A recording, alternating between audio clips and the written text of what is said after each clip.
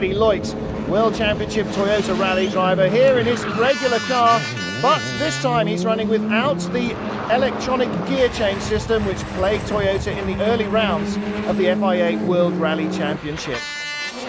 Fastest on the first stage, but he had to let Gregoire de Mevius in the Subaru go ahead of him. Gregoire de Mevius quickest on stage 2, and we're only talking about fractions of a second at this stage. In the Grifoni-run Corolla is Andrea Aghini from Italy, trying to win this event against the Belgians who have dominated for the last decade. He's really got his work cut out.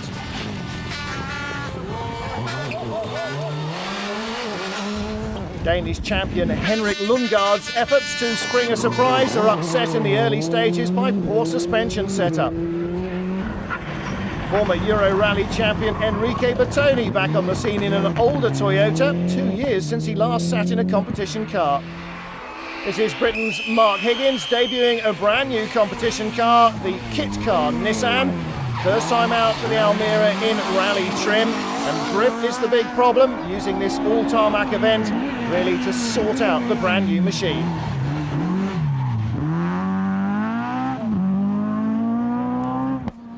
This is Czech Emil Triner in the Skoda, and he'll have to do a little better than that if he's to challenge the leaders.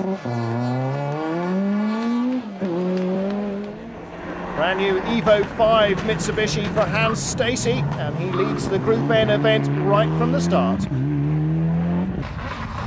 Subaru driver Renaud Verreydt has brake problems, but still comes third on stage 2 and fifth fastest on stage 1. Patrick Snijers escort inside the top 5, but he doesn't seem to have the speed of the front-running cars.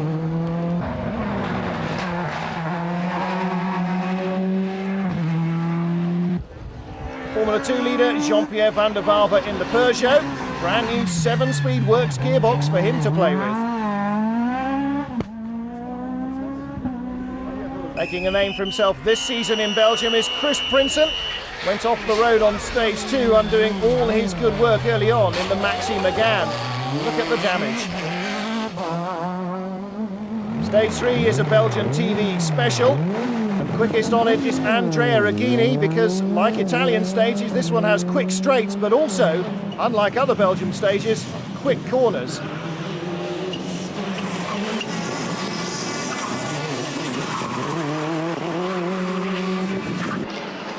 Second quickest, Gregoire de Mevius, combining Belgian and World Rally Championship expeditions. Freddy Loix third, not particularly bothered about going quickly in this Mickey Mouse stage. The next long, fast stage is where he wants to really attack.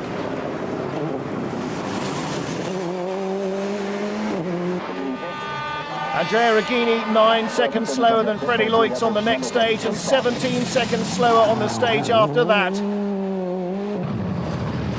Freddy Loix using all his experience to go flat out on the 35-kilometre stage 8.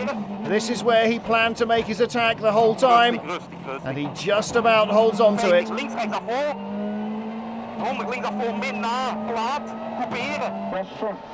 Renaud Verreydt with a poor tyre choice on stage 5 and 6, and he's losing time hand over fist. He's putting himself out of the running just with that one tyre choice.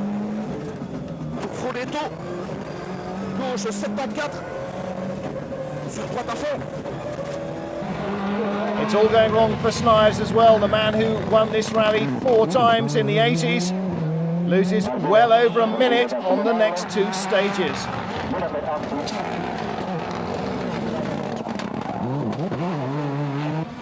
Back into Ypres town for service. Freddy Loix first in, no problems for him. He seems quite happy, and George Donaldson, the team boss, equally so. Renaud Verreydt also back into the service point in the Subaru, and here is Princen, the F2 Renault Maxi Megane. After it's damaging off, we find out what happened. He says he went straight off into a ditch, coming down from a 6-gear corner.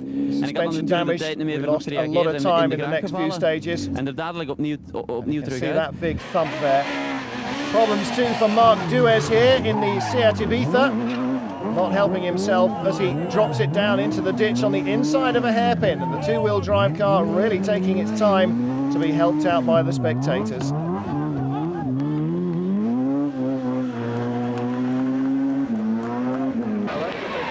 Stacey firmly under control in Group N, leading the standard class once more in his brand new Mitsubishi. Van der Valve flying in Formula 2, now he's really got the car fully sorted. Andrea Aghini 30 seconds adrift of Loix, not happy. Loix also beat him in the Catalonia rally on tarmac. Danish champion Lundgaard had been hoping for rain to even things out against the locals, but it didn't come, and what's more, he picked up a puncture on stage 6, though it didn't cost him much time. Enough though to give a little bit of a breathing space to Freddy Loix, finishing the day in fine form as he had started it, leading comfortably. So the overnight rest halt, Freddy Loix leading by 26 seconds from the Dane, the Italian in third place, Verreydt Subaru in fourth. The final day, and this is where Loix intends to settle it for good. He starts with slicks. First 3 stages they have to run on the same tyre choice. At the start of the third, it's dry, but after a few miles it starts to rain. You can hear the rain from the camera copter. You can see it on the lens, and this is the view with Freddy Loix on slicks on tarmac in the wet.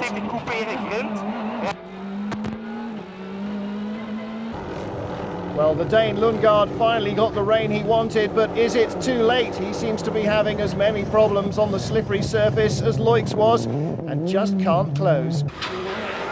Mevius also with slicks, and his Subaru also running out of traction right at the end of the third stage. Our camera copter giving us the shot once more. This time it's Andrea Aghini running out of road and running out of grip, losing valuable seconds as he gets back into action. 70. Sinistra 3 meno, in destra 3 meno, attenzione, taglia tanto in buco. 70. Any hopes of victory for Verreydt also go out of the window as he loses 54 seconds on this wet stage. And he was unlucky. The leaders only had part of the stage in the rain. Starting later, it was wet everywhere by the time he got there on his 2-stage-old slicks. And overshoots like that you can do without. The rain getting heavier, and that's even worse news for Jean-Pierre Van der Valve's Formula 2 Peugeot. With just 2-wheel drive, he's struggling. Struggling too, Patrick Snijers, a flat tyre and 3 minutes lost in the stage. His rally's over. Drivers back into Ypres then for service, and tyre choice the real critical concern. The racers being hand-grooved by the mechanics, pressure's on. Question is, will he be able to take a third victory? I don't want to think about it now. We've still got a long way to go, says Freddy Loix, old head on young shoulders. And the rally is really over for Patrick Snijers. His engine blows on stage 13. He's won 4 of his 20 rallies at Ypres, but this won't be another to add to the scorebooks. Victory in Formula 2 would really help Van der Valve's Belgian Championship challenge.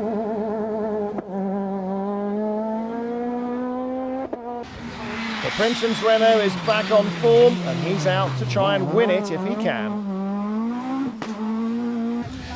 Problems for Marc Duez put him out as well. Another Belgian hero goes west with a broken engine. First time out in Group N for Bernard Munster, and he's running second in the category.